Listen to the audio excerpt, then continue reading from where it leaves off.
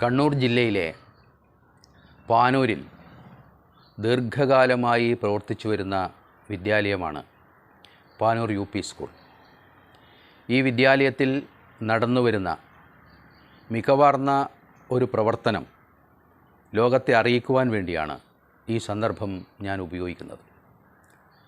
ഈ വിദ്യാലയത്തിൽ ഒന്നാം തരം ബി ക്ലാസ്സിൽ ഉള്ള മുഴുവൻ വിദ്യാർത്ഥികളെയും ചുരുങ്ങിയ സമയം കൊണ്ട് അക്ഷരത്തിൻ്റെ ലോകത്തിലേക്ക് കൈപിടിച്ചുയർത്തുവാൻ ആ ക്ലാസ്സിൻ്റെ ചുമതലക്കാരനായ ഭരത് ചന്ദ്ര സ്വീകരിച്ചിട്ടുള്ള നവ്യമായ ഒരു പദ്ധതിയെ സംബന്ധിച്ചാണ് ഇവിടെ സൂചിപ്പിക്കാൻ ഉദ്ദേശിക്കുന്നത്. ആ ക്ലാസ്സിൽ രൂപപ്പെടുത്തിയിട്ടുള്ളതായ പുതിയ ഒരു ചാനലാണ് വഴികാട്ടി.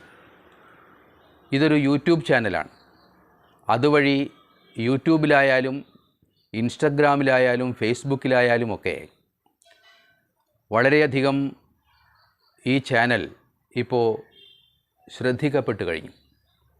ഞാൻ പറഞ്ഞു വരുന്നത്, അദ്ദേഹത്തിൻ്റെ ക്ലാസ്സിലുള്ള മുഴുവൻ വിദ്യാർത്ഥികളും അനുസ്യൂതം മലയാള ഭാഷ വായിക്കുവാനും പ്രയോഗിക്കുവാനും നൂതന സന്ദർഭങ്ങളിൽ അതിൻ്റെ സാധ്യതകൾ കണ്ടെത്തുവാനുമുള്ള ഒരു പദ്ധതിയാണ് അദ്ദേഹം ആസൂത്രണം ചെയ്തിട്ടുള്ളത്.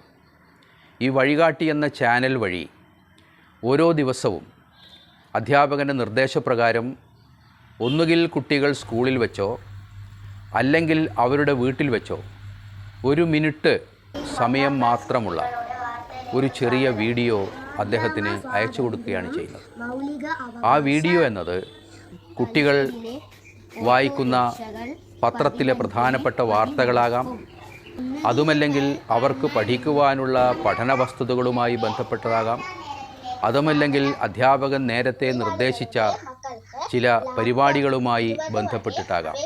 അങ്ങനെ എല്ലാ കുട്ടികളും മാറി മാറി ഈ പ്രവർത്തനവുമായി സഹകരിക്കുകയും അവരുടേതായ 1 മിനിറ്റിലുള്ളതായ വീഡിയോ അദ്ദേഹത്തിന് അയച്ചു കൊടുക്കുകയും ചെയ്യുമ്പോൾ എല്ലാ വീഡിയോകളും അതിൻ്റെ സൗകര്യത്തിനനുസരിച്ച് മാറി മാറി വരുന്ന ദിവസങ്ങളിൽ ഈ പറയുന്ന വഴികാട്ടി എന്ന ചാനലിലൂടെ ലോകം കണ്ടുകൊണ്ടിരിക്കുന്ന ഒരു സന്ദർഭമാണിത്.